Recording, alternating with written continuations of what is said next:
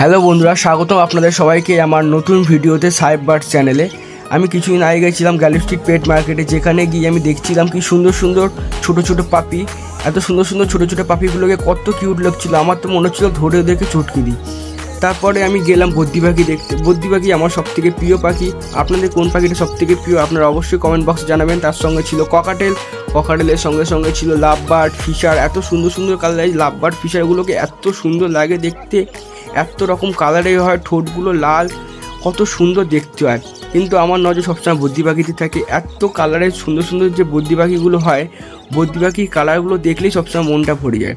কিছুদিন আগে দেখিয়েছিলাম যে আমার একটা বদ্রি পাখি জোড়া ডিম পেড়েছিল।